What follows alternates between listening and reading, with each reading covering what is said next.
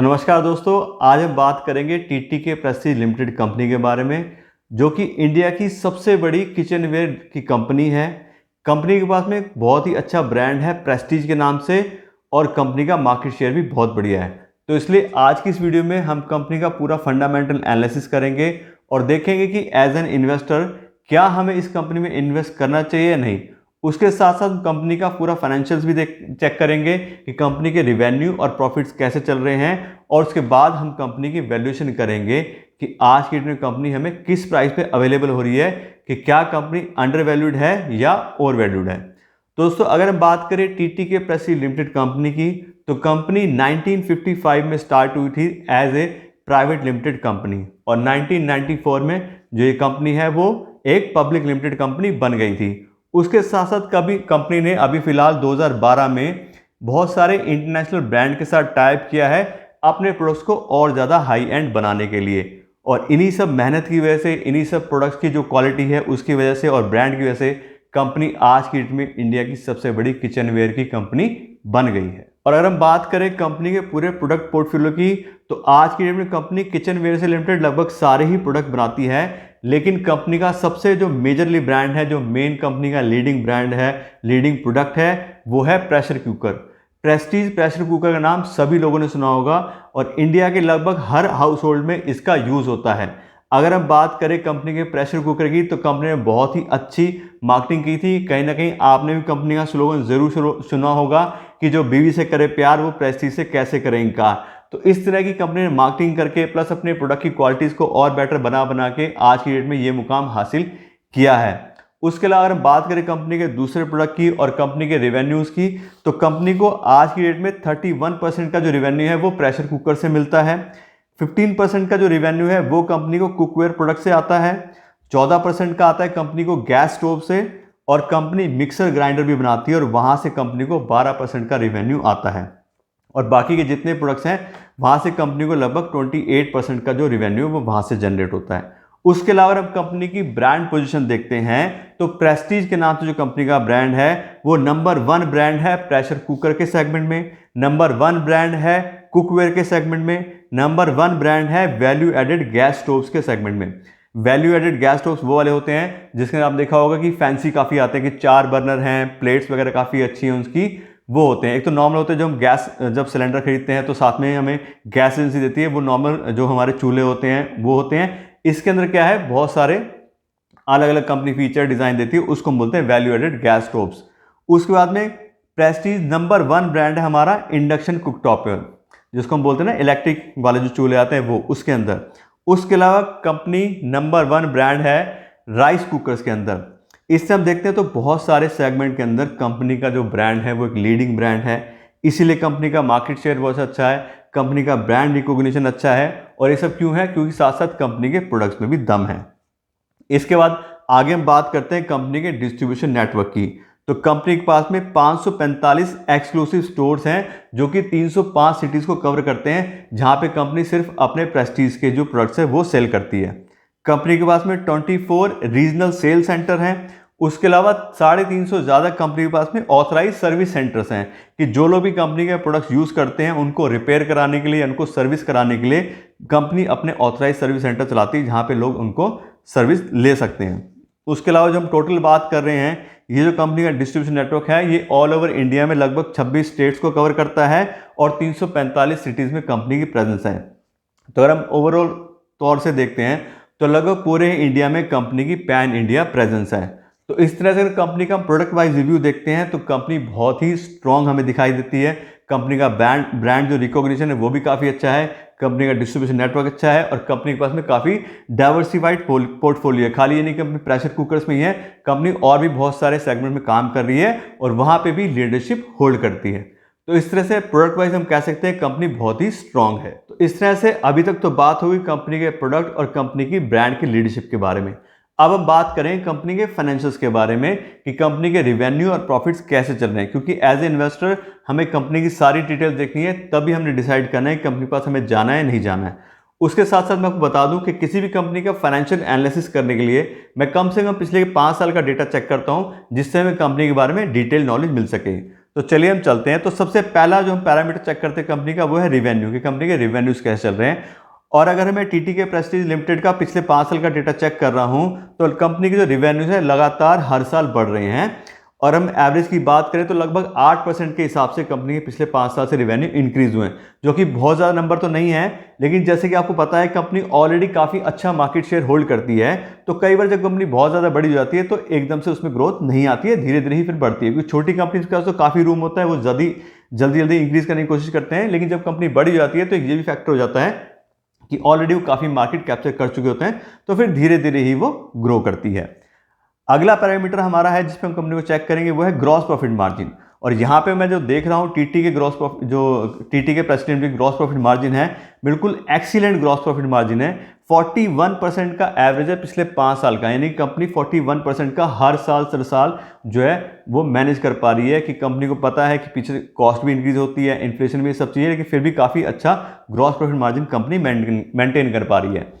और इस समय क्या पता लगता है, इस समय ये पता लगता है कि कंपनी का जो रॉ मटेरियल कंपनी खरीदती है वो काफ़ी अच्छे दामों पर खरीदती है। कंपनी अपनी जो लेबर कॉस्ट है उसको काफ़ी अच्छे से मैनेज कर रही है, इसीलिए कंपनी के पास में इतने अच्छे ग्रॉस प्रॉफिट मार्जिन आ रहे हैं। और कंपनी की जो ओवरऑल प्रोडक्शन कॉस्ट है वो काफ़ी कम रख पा रही है, इसीलिए कंपनी के पास में इतना अच्छा ग्रॉस प्रॉफिट मार्जिन है। उसके अलावा दोस्तों आपको बता दूँ कि जो भी हम पैरामीटर्स के बारे में बात कर रहे हैं या आगे हम बात करेंगे, उसके लिए मैंने अपने चैनल पे अलग अलग वीडियोस बनाई हुई हैं कि उसका डेटा आप कहाँ से चेक कर सकते हो, क्यों हमें चेक करना चाहिए, उसका मतलब क्या होता है। आप अगर डिटेल में उनके बारे में जानना चाहते हैं तो आप मेरा चैनल विजिट करके वहाँ पे इन सब पैरामीटर्स को डिटेल में देख सकते हैं। उसके अलावा मैंने अपने चैनल पे और भी बहुत सारी कंपनीज का फंडामेंटल एनालिसिस करके वीडियोज़ बनाई हुई हैं, चाहे वो ITC है, ब्रिटानिया है, रिलैक्सो है, काफ़ी सारी कंपनियाँ मैंने ऑलरेडी पहले फंडामेंटल एनालिसिस करके बनाई हुई हैं, तो आप उनको भी चेक कर सकते हैं। तो अब हम चलते हैं अपने अगले अपना पैरामीटर की तरफ, वो है ऑपरेटिंग प्रॉफिट मार्जिन। तो यहाँ पे मैं देख रहा हूँ तो कंपनी का 12% 13% का ऑपरेटिंग प्रॉफिट मार्जिन है, जो कि काफ़ी अच्छा है। और इससे भी हमें यही पता लगता है कि ठीक है, कंपनी ने प्रोडक्ट तो सस्ता बना लिया, तो उसको बेचने के लिए कंपनी को ऐसा नहीं डिस्काउंट देके बेचना पड़ रहा है या बहुत ज़्यादा एडवर्टाइजमेंट की कॉस्ट आ रही है। तो यहाँ पे हम देखते हैं तो कंपनी के ऑपरेटिंग प्रॉफिट मार्जिन भी अच्छे हैं। ये क्यों अच्छे हैं? क्योंकि कंपनी का जो ऑलरेडी अपना ब्रांड स्टैब्लिश कर चुकी है, इसी वजह से कंपनी को अपने प्रोडक्ट बेचने में ज़्यादा दिक्कत नहीं आ रही है और कंपनी एक अच्छा प्रॉफिट मार्जिन मेंटेन कर पा रही है। और अगला हमारा पैरामीटर है फ्री कैश फ्लो। मैं आपको बता दूं कि मैं नेट प्रॉफिट की जगह कंपनी को फ्री कैश फ्लो पे जज करना ज़्यादा पसंद करता हूं, क्योंकि फ्री कैश फ्लो में कंपनी के बारे में बेटर इंफॉर्मेशन दे पाता है। नेट प्रॉफिट में क्या होता है, कई बार कंपनी अपना नेट प्रॉफिट बुक तो कर लेती है, लेकिन कंपनी को 100% प्रॉफिट जो है वो रिसीव नहीं हो पाता। कई बार कंपनी के बैड डेट्स हो जाते हैं, या फिर अगर वो उस प्रॉफिट को कैश में कन्वर्ट भी कर पाती है तो कंपनी को कैपिटल एक्सपेंडिचर के लिए या दूसरे कामों के लिए वो पैसा वापस से कंपनी में इन्वेस्ट करना पड़ जाता है और कंपनी के पास में फ्री कैश फ्लो अवेलेबल नहीं होता है। तो यहाँ पे लेकिन अगर मैं देख रहा हूँ तो कंपनी के पास पिछले 5 साल से लगातार पॉजिटिव कैश फ्लो है। कंपनी हर साल अच्छे से अपना कैश मैनेज कर पा रही है, इसीलिए कंपनी के पास में फ्री कैश फ्लो अवेलेबल हो रहा है। उसके बाद अगला हमारा पैरामीटर है debt by equity ratio. Debt by equity ratio एक ऐसा रेशो है जो मैं हमेशा बोलता हूं कि हर कंपनी का हमें चेक करना चाहिए, चाहे कंपनी कितनी भी अच्छी हो, शेयर प्राइस कितने भी अच्छे चल रहे हो।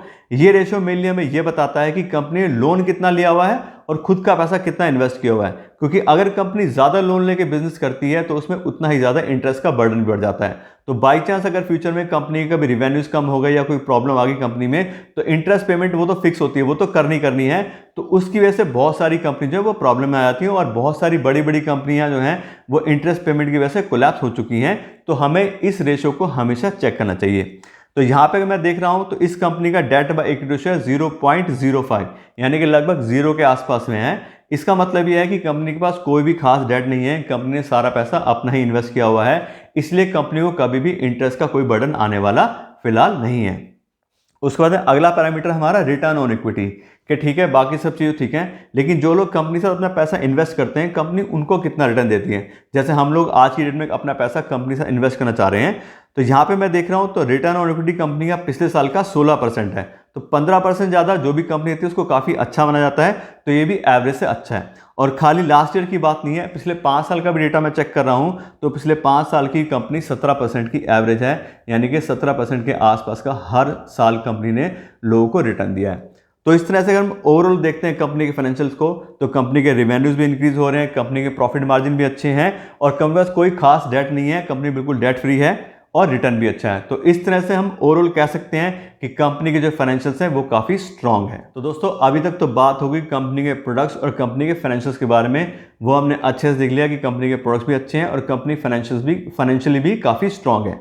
अब हम बात करें कंपनी की वैल्यूएशन की कि आज की कंपनी में किस प्राइस पे अवेलेबल हो रही है। और मैं आपको बता दूं किसी भी कंपनी की वैल्यू करने के लिए मैं यूज़ करता हूं डिस्काउंटेड कैश फ्लो एनालिसिस, जिसके अंदर हम कंपनी को उसके फ्री कैश फ्लो के ऊपर जज करते हैं कंपनी कितना फ्री कैश फ्लो जनरेट कर पा रही है, उसके हिसाब से कंपनी कितनी वैल्यू बनती है। और इसके लिए मैंने अपने चैनल पे डिटेल वीडियोस बना के डाली हुई हैं कि फ्री कैश फ्लो क्या होता है, डिस्काउंटेड कैश फ्लो एनालिसिस क्या होता है, किस तरह से हम वैल्यू करते हैं कंपनी को। तो आप अगर डिटेल में जानना चाहते हैं तो उन वीडियोज़ को भी आप चेक कर सकते हैं, उनका लिंक मैं डिस्क्रिप्शन में डाल दूंगा। दोस्तों जैसे हम देखा था अभी कंपनी का फ्री कैश फ्लो, तो यहाँ पे मैं पिछले 3 साल का फ्री कैश फ्लो का एवरेज लेता हूँ, क्योंकि कभी कम हो गए कभी ज़्यादा हो गए। तो एवरेज हम देखते हैं तो पिछले 3 साल का जो फ्री कैश फ्लो का एवरेज आ रहा है वो आ रहा है 162 करोड़ रुपीज़। और उसके हिसाब से अगर कंपनी की फेयर वैल्यू निकालते हैं तो वो आती है 8,117 करोड़ रुपए। यानी कि अगर हम 8,117 करोड़ रुपए पे करेंगे तो पूरी कंपनी हमारी हो जाएगी, जो कि 162 करोड़ रुपए का एवरेज जो है वो फ्री कैश फ्लो जनरेट करती है। लेकिन फिर वही बात है कि हमें पूरी कंपनी तो हमें नहीं खरीदनी है, वैल्यूएशन में पूरी कंपनी करी है। तो अगर हम इसको पर शेयर के हिसाब से निकालते हैं, जो कि हमने पर शेयर के हिसाब से इन्वेस्ट करना होता है ज़्यादातर, तो वो आता है 584 रुपये पर शेयर। यानी कि अगर हम 584 रुपये पर शेयर के हिसाब से प्रेस्टीज कंपनी में इन्वेस्ट करते हैं तो हम कंपनी को फेयर वैल्यू पे इन्वेस्ट करेंगे कि ठीक है कंपनी इतना पैसा कमाती है तो इतनी वैल्यू इसकी बनती है। लेकिन फिर वही बात है कि अभी तक जो भी हमने डेटा यहाँ पे एनालाइज किया है वो सब क्या है, वो पास्ट रिकॉर्ड है। कल को क्या होगा कंपनी के साथ में किसी को नहीं पता, ना मुझे पता ना किसी और को पता है। तो उसके लिए क्या होता है, वॉरेन प्रोफेसर हमेशा ये बोलते हैं कि किसी भी कंपनी में अगर हमें इन्वेस्ट करना है, चाहे वो कितनी भी अच्छी कंपनी है, हमें मार्जिन ऑफ सेफ्टी का ध्यान रखना चाहिए, जिससे कि हम आने वाले रिस्क को अच्छे से मैनेज कर सकें। मार्जिन ऑफ सेफ्टी का क्या मतलब होता है कि जो भी कंपनी की फेयर वैल्यू है उसके 50% पे हमें कंपनी को खरीदने की कोशिश करनी चाहिए। तो जैसे आपको पता है कि 584 रुपये के आसपास कंपनी का जो है वो पर शेयर फेयर वैल्यू आ रहा है, तो 600 रुपये मोटा मोटा मान लें तो उसका 50% हो गया 300 रुपये। यानी कि लगभग 300 रुपये पर शेयर के हिसाब से अगर हम प्रेस्टीज कंपनी में इन्वेस्ट करते हैं तो हम काफ़ी अच्छे से अपना रिस्क मैनेज कर लेंगे। तो ये तो होगी हमारी बात कि हम किस प्राइस पे आज की कंपनी में इन्वेस्ट करना चाहते हैं। अब हम बात करते हैं कंपनी के करंट शेयर प्राइस में कि आज की कंपनी किस प्राइस पे अवेलेबल है।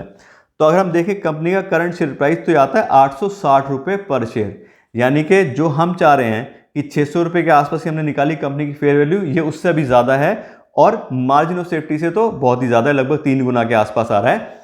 लेकिन फिर भी हम देखें तो कंपनी के अंदर मार्जिन अच्छे हैं, कंपनी का ब्रांड अच्छा है, कंपनी के प्रोडक्ट्स अच्छे हैं, तो इसीलिए जो है कंपनी का थोड़ा प्राइस भी हाई है, लेकिन बहुत ज़्यादा हाई नहीं है।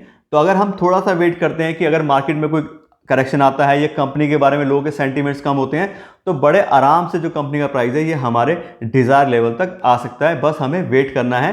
तो हमें अभी क्या करना है, इस कंपनी को अपनी वॉच लिस्ट में रखना है और उसको मॉनिटर करते रहना है, और जैसे ही कंपनी अच्छे प्राइस पे आएगी हम उसके अंदर इन्वेस्ट कर सकते हैं।